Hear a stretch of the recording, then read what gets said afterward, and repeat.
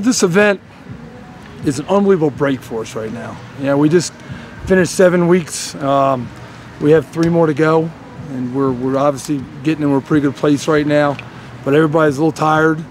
I always feel that June is the hardest month of the year, including camp, with the guys training what they have to do, and they're all in school as well. So this day is a great break for them, and to be able to come in, be together, the camaraderie of competing against each other. As you guys know, they're football players, they love to compete, but just to have fun, having the fans here. And the best part of this day is definitely the kids circuit.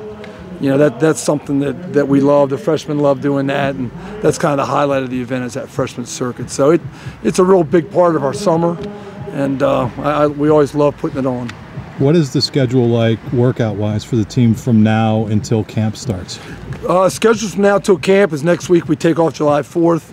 But besides that, we have 1 week of discretionary, which we're going to give the older player. Well, everybody gets off that one. What does that mean? Could you explain that? Discretionary is training is voluntary, but also it cannot be conducted by the strength staff. Okay. So they're pretty much on their own there. So they need that break. So we're going to encourage the guys not even come in for extra work on their own, just because they need to rest up. Then we're going to have about a week and a half period where they come back, and we're really going to, everything will be in the barn, all the tests will be done, the week off be done, and we're going to spend about 10 days trying to simulate camp, for lack of better terminology. We run hard in the summer, but we run for an hour, and practices are 2.5 to 3 hours. So it's hard to simulate that, and we usually lift and then we run. So we're still going to lift. Those 10 days we're going to focus on cutting the intensity down, actually, but building the volume up, get them ready for the rigors of camp. Because we've kind of found Dave Hamilton with our sports science department has done an unbelievable job in really analyzing a lot of the intensities we have during camp, during games, during winter workouts, during spring ball, all those things. And we've used those results to fine-tune a lot of things that we're doing. And this is one thing that we found is, even though we run them hard going up into camp, especially with the conditioning test, it's all short duration. It's all 15, 20, 25, 30-minute stuff. Camp's not like that.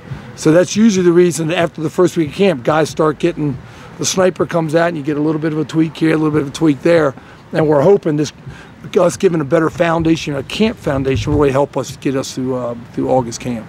What's it been like having the freshmen on campus? And was it unique in your experience to have guys show up sort of in waves like they did? Yeah, that was crazy. It was awesome. I didn't like it at first, I'll be really honest, for a couple reasons. One, they weren't in class, so I was concerned about all the amount of time off a 17, 18-year-old guy has, because we're just training 2 hours a day. But Will Flaherty did a great job with giving them a lot of educational opportunities during the day before they lifted or after they lifted, which has been great. But also, it's good to get them here. The sooner you can get them around the older guys. The training piece has been nice. I mean, you guys know me. I mean, the more training I can get, the happier person I am. And that's been a nice part too. But the sooner you can kind of get them assimilated, the better. And when they were supposed to come in, it was only like 10 of them came in. We already had 22 here. I think it was 32 altogether with non-scholarship. So I really actually liked it. It worked out a lot better than I really thought it would, and I think it's going to grow, as the summers progress. Have any of the freshmen especially impressed you with the kind of shape they've come in at? Almost all of them. I mean, this is a good class. Let's just put it like that. I mean, obviously you got a lot of rival stars and a lot of 247 stars, which mean a lot. But these kids are serious. They've been well prepared. Not only physically in the weight room and in running, but also for what it's going to take to be successful here. It's really been neat to train them. It's probably been the least, can't think of the right terminology, but the least, the transition with them has been the least impactful for us and for them, I think. I mean, they would have stepped right in and do it. And plus, you got the 6 mid-years. Then you got the 4 early May guys. So by the time they got here, they had 10 guys that kind of knew the ropes. So they just kind of took them under their wing, and it's been a really positive situation. You have 2 guys, freshmen, who physically are, it seems amazing how big they are, and PJ and Justin Shorter for a wide receiver. Could you talk about those 2 guys and where they're at coming into the program at their respective sizes? Yeah, PJ, obviously his brother Sam plays at Notre Dame. He's got the pedigree. His dad and mom are phenomenal. PJ's been prepared for a long time. He's a mature adult almost when he got in here, so he's got a great foundation, but his physical foundation is nothing compared really to his emotional makeup and how dedicated and he is, and how how important this is to him. So he's already really assumed a pretty nice leadership role since he got here. And then Justin, I mean, Justin's Justin. He's best receiver in the country coming out by some prognosticators, and don't have as much time with him. We have 1 week with him. Right. But here's where it helps to have Juwan Johnson here. Because, Justin walks in here as a 226, 6'4", 4'4" guy, and then he turns around and stares at Juwan Johnson, who's 6'5", 230, and it's got some good stuff already happened on Saturday, and he's an absolute monster workout-wise. So, Justin certainly comes in, and he's in a good place, having a really good group of receivers around him. Will the redshirt rule impact the way you guys trained at all, knowing that freshmen could play in up to 4 games and stuff? No, ma'am, because it's the summertime. My job at the freshman summer is to get them ready to play as quickly as possible. I want them by August 1st. I want to get as much done as I possibly can, so that they can the coach can get a good evaluation, and that's still gonna hold true. So it's not going to impact us, because our approach is still going to be super, super aggressive with them. Where it really kind of kicks in is once that first game starts. Then the staff has already done a lot of discussions about, okay, how do we do this? So it'll be interesting to see how everybody handles that. Tommy said he's up to 240 pounds. No, he's not that big. Tommy Stevens? Yeah, that's what he said.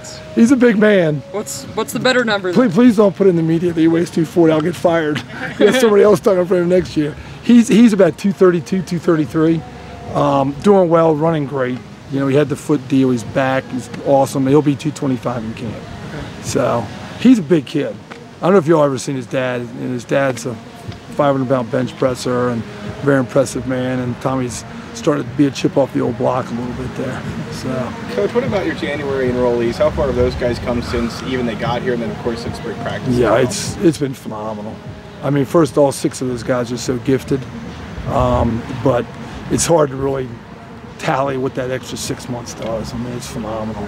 It just puts them in a whole different ballpark, and now you kind of see where so many people are going that way. And I'm kind of conflicted, being a dad of 4 kids, that I'm kind of glad they got there last semester of high school, and I'm kind of conflicted from a dad standpoint. From a football standpoint, though, I mean, it definitely gives you a nice advantage, no doubt about it. From a training standpoint, maturity standpoint, playbook standpoint, all those things. So those 6 guys have been phenomenal, and have really been kind of the Pied Pipers for the rest of the gang as they've come in.